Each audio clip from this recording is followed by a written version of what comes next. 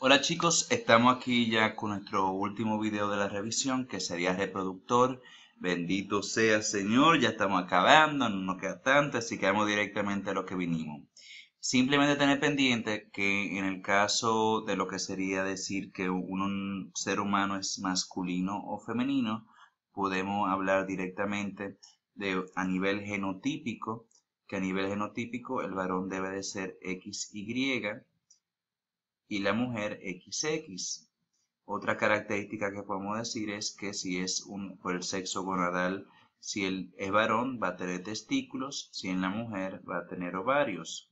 En el caso del desarrollo embrionario, el varón por tener testículos tiene célula de Sertoli que me produce la hormona antimuleriana, por lo tanto me degrada los ductos de Mulleriano y permite el desarrollo de los conductos Wolff. Y aparte que va a tener células Leydig que producen testosterona, que todas estas causas me permiten entonces lo que es el sexo fenotípico del varón con las características que tienen, mientras que en la mujer, si tiene lo que sería sus ovarios, va a tener entonces, no va a tener hormona antimuleriana, no va a tener testosterona y por lo tanto va a presentar características fenotípicas femeninas. Si nos vamos directamente a lo que sería el sistema reproductor masculino, obviamente si tengo mi testículo, tengo que ver que yo tengo, vamos a hacerlo muy simplificado, tengo dentro de él mis túbulos seminíferos que tienen las cosas o las células que eventualmente van a ser los espermatozoides, pero también tengo células de Sertoli y las células de Sertoli tienen receptores para FSH y fuera de ello tengo mis células de Leydig que tienen sus receptores de LH. Tenemos que como toda hormona esteroidea, por lo tanto liposoluble, empieza el proceso por colesterol. La hormona LH en la célula de Sertoli permite que se produzca pregnenolona. Vamos a seguir nuestro paso como si fuera la zona reticular que produce DHEA, pero siguen los pasos para producir otras sustancias, otros andrógenos débiles como androstenediona. Si después tengo lo que sería una deshidrogenasa, esa deshidrogenasa permite convertir esta sustancia en testosterona en su forma activa. Y esa testosterona que se produce a nivel de la célula Leydig tiene dos rutas. O va hacia adentro del túbulo seminífero o va hacia afuera hacia la circulación. La testosterona, como toda hormona esteroidea, tiene que estar unida a una proteína. Por lo general, la hormona, es decir, de Sexual Hormone Binding Globulin, la globulina fijadora de hormonas sexuales. En el caso de la testosterona que va dentro de la célula se une a unas proteínas que producen la célula Sertoli, que es ABP o Androgen Binding Protein. Y ya fuera de la pequeña cantidad de testosterona que está libre, puede hacer lo siguiente. Si tenemos una enzima que es la 5-alfa reductasa, esto me lo convierte entonces en dihidroxitestosterona. En el caso que haya mucha cantidad de tejido adiposo, yo tengo una aromatasa en el tejido adiposo que me lo convierte entonces a estradiol. En el eje básicamente lo que tenemos que tener pendiente, que tenemos en el hipotálamo, se produce la hormona liberadora de hormona de crecimiento, que en la hipófisis anterior me produce FSH, LH. LH es su función a nivel de las células Leydig para producir testosterona. Parte de esa testosterona va a nivel del túbulo seminífero. La testosterona en conjunto con FSH estimula la célula de Sertoli para permitir todos los procesos para la producción de espermatozoide o de espermatogénesis, pero también se la Sertoli produce una hormona peptídica, la única del testículo, que es inhibina, e inhibina me inhibe la producción de FSH. La testosterona que sale a la circulación, la testosterona que se convierte en hidroxitestosterona y la testosterona que se convierte en estradiol, todas tienen una retroalimentación negativa sobre tanto la producción de LH y hormona liberadora de hormona de crecimiento, hormona liberadora de gonadotropinas. Por lo tanto, también me inhibe por otro mecanismo FSH. Ahora, ¿cuál se inhibe más? Obviamente será FSH. Entonces, ¿qué otra cosa tenemos que tener pendiente con respecto a lo que sería el aparato reproductor masculino? A ver si me quedó algo. Simplemente los efectos que puede tener la testosterona y sus otras sustancias sobre lo que sería el organismo. La testosterona como tal tiene efecto directo sobre lo que sería la diferenciación en la parte embrionaria de todo lo que serían estructuras masculinas internas como epidídimo, conducto deferente, vesículas seminales. Aumenta el crecimiento lineal en varones, aunque no tan rápido como el estrógeno, por eso que el varón puede crecer un poquito más que la mujer. Eso eventualmente va a cerrar lo que sería el cierre epifisario, pero no va a hacerlo tan rápido como la mujer. Aumenta el líbido, tiene que ver con eso, permite por el efecto paracrino la espermatogénesis en la célula Sertoli, tiene un efecto sobre la laringe, haciendo la voz más gruesa, tiene un aumento sobre la masa muscular, tiene un aumento también sobre la eritroproyesis, permite también el crecimiento de las estructuras masculinas externas como el pene. También tiene, ya dijimos, la retroalimentación sobre la adenohipófisis. El DHT va a tener un efecto también sobre la diferenciación de pene, escroto, próstata, lo que sería el patrón de características sexuales masculinas como el vello. También el DHT tiene un efecto sobre las glándulas sebáceas, por lo cual puede dar acné, especialmente en la pubertad. El DHT también tiene un efecto sobre el crecimiento de vello, que eventualmente si aumenta mucho puede dar la calvicie, especialmente obviamente en varones principalmente. Tiene también un efecto sobre la próstata, sobre su crecimiento, que podría eventualmente llevar a una hiperplasia de esta. Por lo tanto, yo cuando quiero tratar una hiperplasia benigna de la próstata puedo dar un inhibidor de la DHT, que me inhibe ese crecimiento. Y también podemos tener pendiente que los varones con mucha grasa pueden producir estradiol, que puede dar ginecomastia. Hay personas o hay individuos que tienen una carencia del receptor de andrógenos. Entonces, al tener esto, ¿qué pasa? Que van a tener, obviamente por retroalimentación negativa, la inhibición de la retroalimentación negativa, testosterona y testosterona muy alto. Pero esa testosterona dihidroxitestosterona no van a hacer efecto, por lo tanto, parece fenotípicamente, ese individuo, aunque sea XY, fenotípicamente parece mujer. Entonces vamos a tener que no tiene, los genitales parecen como femeninos, pero internamente no se han producido los genitales femeninos de manera correcta. En este caso, ¿cuál sería el tratamiento? Obviamente, si hay testículos, eliminarlo en este paciente, porque eso puede causar cáncer, y ya después entonces dar hormonas de reemplazo a esta persona. Esta persona de por sí ya va a ser estéril, y por lo general, como fue criado como mujer, en la mayor parte de las veces se siente como mujer. Okay. Recordar también que tanto para que se dé la pubertad se necesita la secreción de GnRH, pero de manera pulsátil.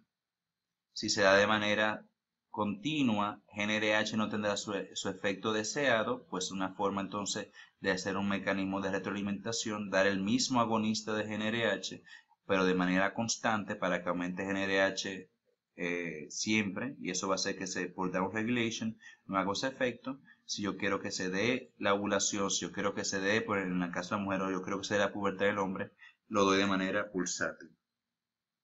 Entonces simplemente también tener pendiente, antes de seguir con cualquier cosa, que tanto en el hombre y en la mujer, cuando son niños, tanto FSH y LH están bajos, pero FSH va a estar en mayor concentración que LH. En edad reproductiva, en ambos, vamos a tener que por lo general ya está más alto esta hormona, pero tenemos más LH que FSH. Y ya cuando tenemos una edad más larga, si ya contamos en lo que serían niveles de edad adulta tardía, vamos a tener que los niveles de FSH y LH tan altos, pero que otra vez volvemos que tengamos más FSH que LH. Okay. Entonces vamos directamente a lo que sería la reproducción femenina. Recuerden que en la femenina lo que tenemos es el ovario como las gónadas, y su unidad funcional van a ser lo que serían los folículos. Estos folículos, tenemos aquí el ovocito, estos que están rojos punteados.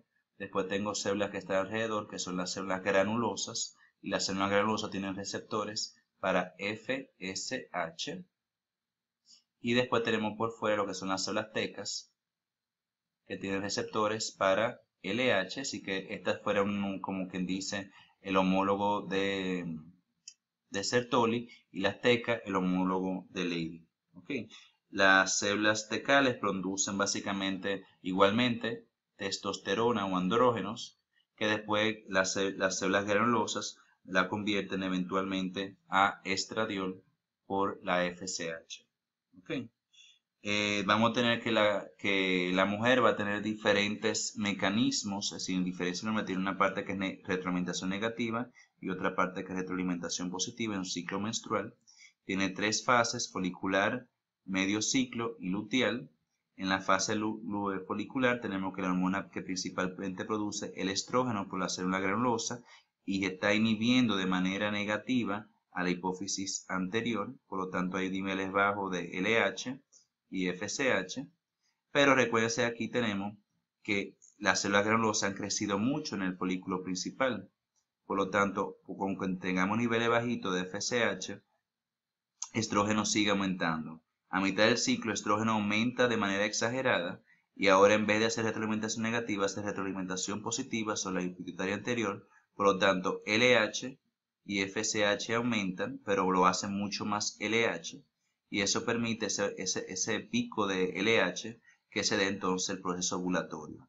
Ya después de esto, ya no dejas ese folículo y se forma lo que conocemos como el cuerpo lúteo y empieza lo que sería la fase lútea, donde tanto estrógeno y progesterona se forman y estas están manejando de manera de retroalimentación negativa las hormonas de la pituitaria anterior. ¿Ok?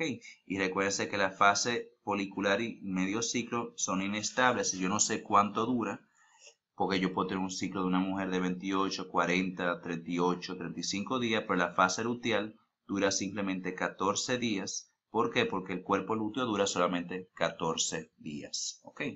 Entonces, de la otra cosa que tenemos que tener pendiente es que igualmente como una hormona esteroidea, tenemos que hacer el colesterol va a ser convertido por LH, por la célula teca, a pregnenolona, dependiendo del ciclo que esté, o se forma progesterona o sigue su camino en la célula teca para producir testosterona, y después FSH me estimula la aromatasa por las células granulosas. ¿Para qué? Para formar 17 beta estradiol o estrógeno. Y antes de seguir, simplemente tener pendiente que el estrógeno va a tener diferentes efectos. Dentro de esto, recuerden que estrógeno tiene un efecto de crecimiento, de receptividad, estrógeno de crecimiento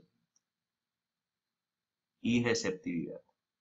Y quiero decir con esto que, por ejemplo, permiten que se desarrollen de manera correcta la trompa de falopio, útero, cuello uterino y vagina, permite el crecimiento del endometrio, permite las características sexuales femeninas en la pubertad.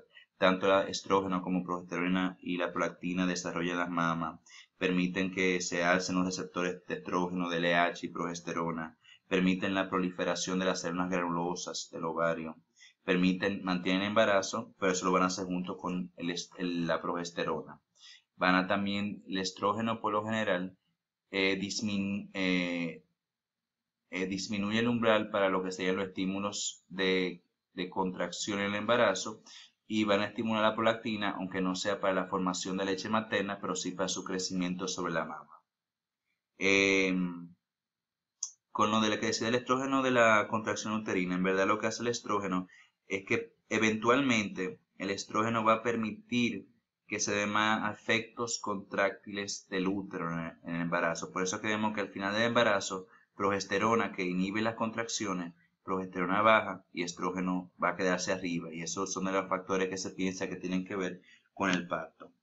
Recuerden que progesterona, que se va a producir ya más en la parte de la fase luteal, tiene efecto de retroalimentación de FSH-LH, hace un proceso de la progesterona de secreción, es decir, que por ejemplo el endometrio se vuelve más secretor, más glandular, me mantiene el embarazo, crea también, aunque el estrógeno tiene un efecto sobre el moco cervical, es un moco cervical más acuoso, con un cervix que está abierto, mientras la progesterona cierra el cervix y hace un moco más espeso, más acídico, para permitir o evitar el paso de más sustancia.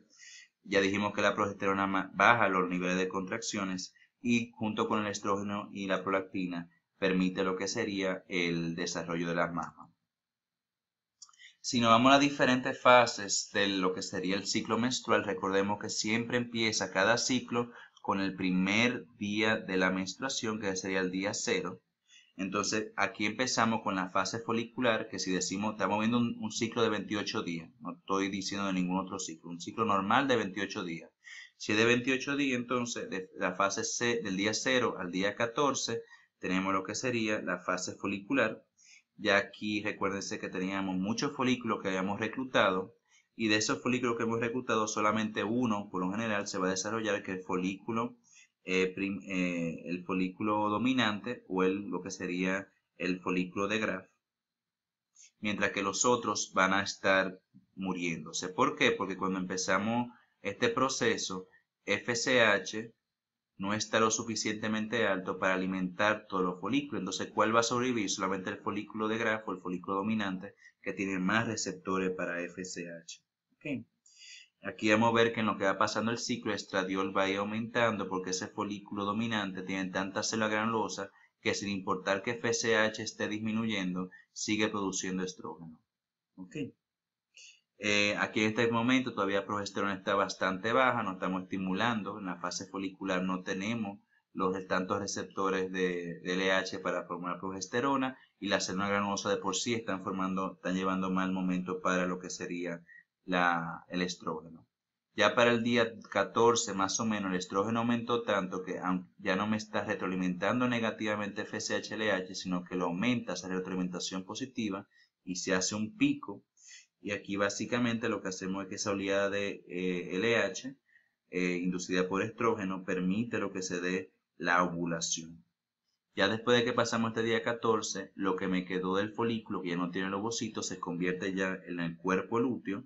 Y ese cuerpo lúteo, que básicamente es un tejido graso adiposo, ya ahora lo que va a hacer es que empieza a sintetizar estrógeno, pero principalmente progesterona. Y fíjense que va aumentando según va pasando la fase de luteal. ¿Ok? Entonces, ¿qué pasa con la fase luteal? Aparte de esto, que esto permite ahora que la temperatura, es decir, ya es diferente, por eso que aumente la actividad secretora del endometrio, que aumente la vascularidad, que se esté preparando, como que dando todas las situaciones para permitir que si hay una concepción, se pueda implantar en el útero. Aparte de eso, la progesterona, como tiene un efecto, fíjense que al aumentar, tiene un efecto sobre los centros de termorregulación. En la fase luteal vamos a ver un aumento de la temperatura de la mujer. ¿Ok? Eventualmente en el día 14, más o menos, es decir, en el día 14, más o menos en el día 26, 25, 26, empiezan a disminuir la progesterona en situaciones donde no hubo una concepción e implantación. ¿Por qué? Porque el cuerpo lúteo tiene una vida media de 14 días y empieza a regresar o empieza a involucionar. Y al pasar eso, ¿qué va a pasar? Que ya no se puede mantener el endometrio de manera normal. Y entonces de repente, al ir pasando eso, se empieza a desprender el endometrio al ir bajando estrógeno y progesterona, y eso da el otro día cero, porque ya tan pronto empiece la menstruación, estamos en el día cero. Ahora, ¿qué pasa? Que si para el día 14 una ovulación, el día 15 una concepción, una fertilización, que más o menos para el día 20 hubo una implantación a los 5 o 6 días, y ya más o menos para el día 23, 24, ese trofoblasto, es decir, la parte externa de ese blastocito se implantó en el útero y empieza a formar la hormona gonadotropia coriónica humana.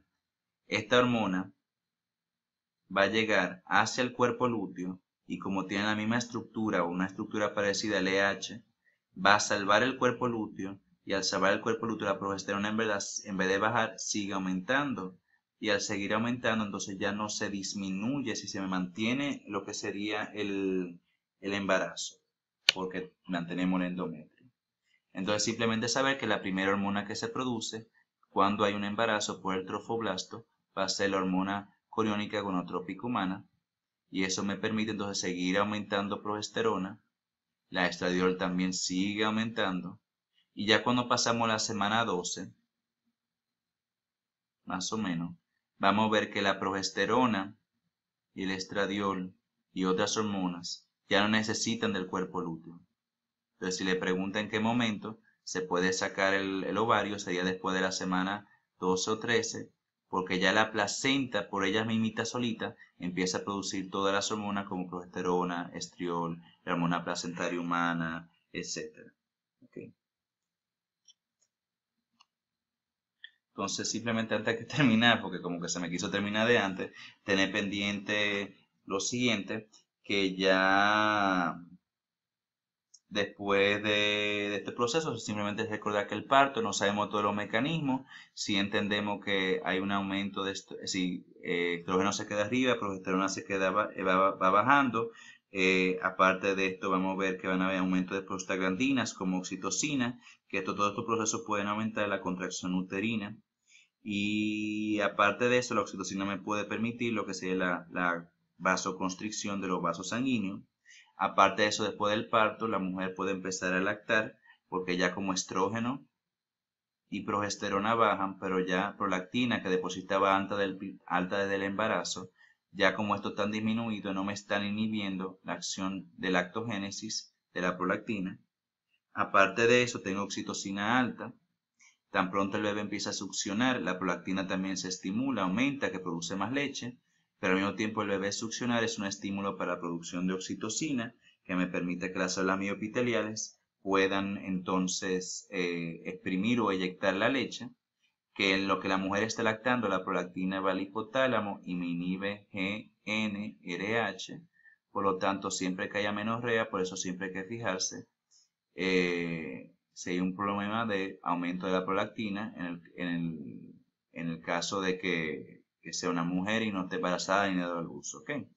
¿Qué más? En este proceso, entonces, obviamente eso me permite inhibir FSH y LH y por lo tanto también disminuimos el ciclo menstrual o la ovulación.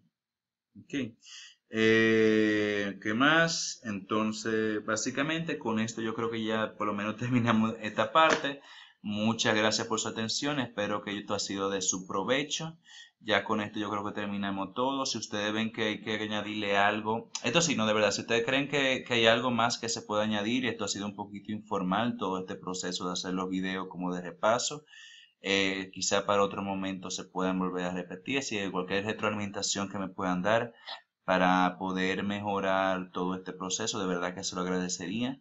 Gracias por su tiempo, gracias por todo el esfuerzo que han hecho durante el semestre en este año. Yo sé que no ha sido fácil, pero espero que hayan podido aprender lo más posible. Muchas gracias por su atención y nada, a sus órdenes. Chao, chao. Bye.